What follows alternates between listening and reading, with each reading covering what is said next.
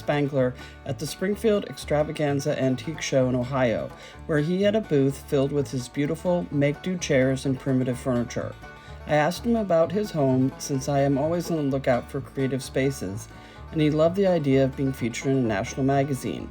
He sent photos that I passed along to the editor of Old House Journal for their early homes magazine, and we got the green light. From his scouting photos, we assumed his home sat out in the countryside. It turned out to be tucked down a small shared drive behind suburban houses in Charleston, West Virginia. Mike had simply framed each shot to exclude his neighbors.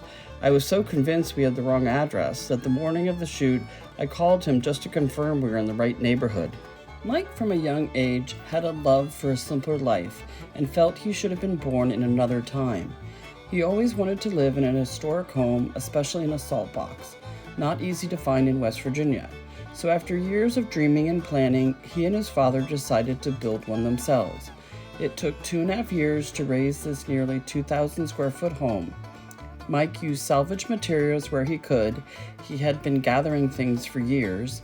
The antique windows came out of an early home in Vermont. His home feels like you've stepped back to a simpler time, which is exactly what he set out to create.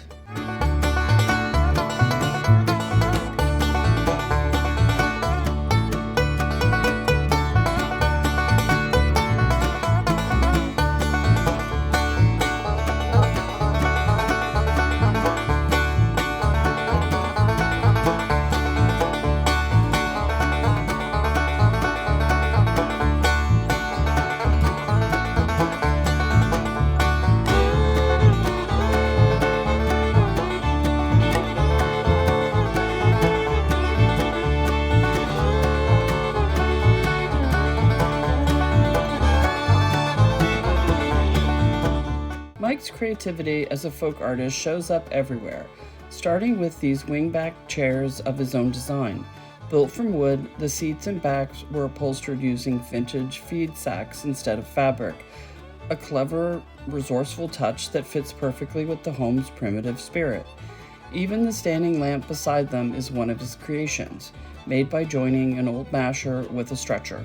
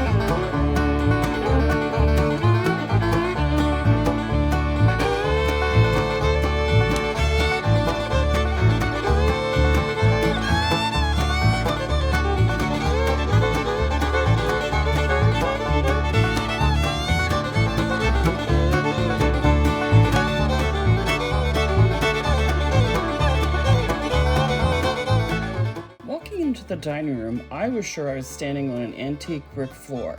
It turns out it isn't brick at all. Mike made it himself using a mold, cement, and pigment. I was completely fooled, and that is exactly the kind of detail that makes this home so remarkable.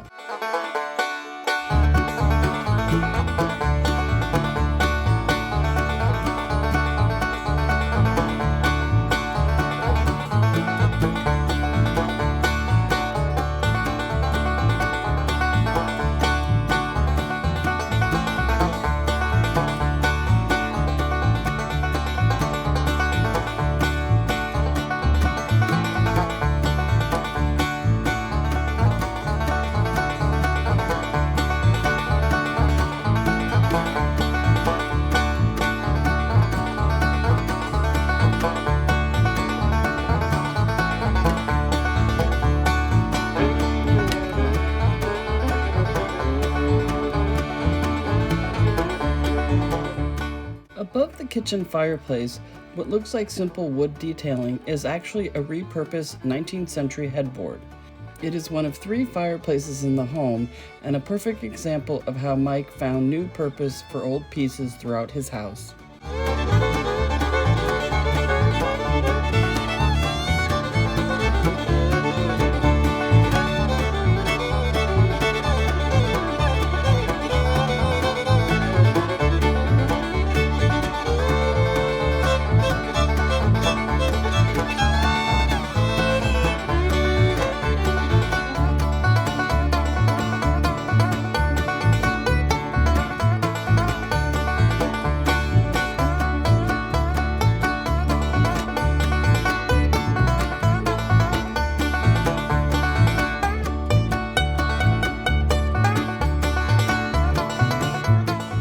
Mike's kitchen island looks like it could be 100 years old, but the concrete and chestnut countertop was actually designed by Mike to resemble an old store fixture. Even the modern refrigerator disappears behind the front of a salvaged wood crate. It's another example of his gift for making the new feel like it's always belonged.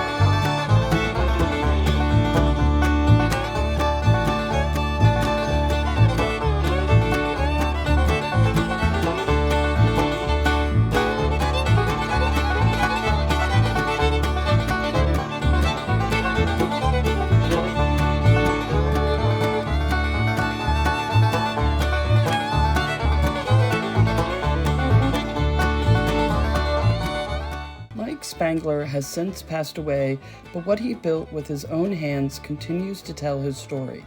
These images of his new old home were featured in Early Homes magazine, and a few years later, Country Sampler magazine shared them again with a new audience.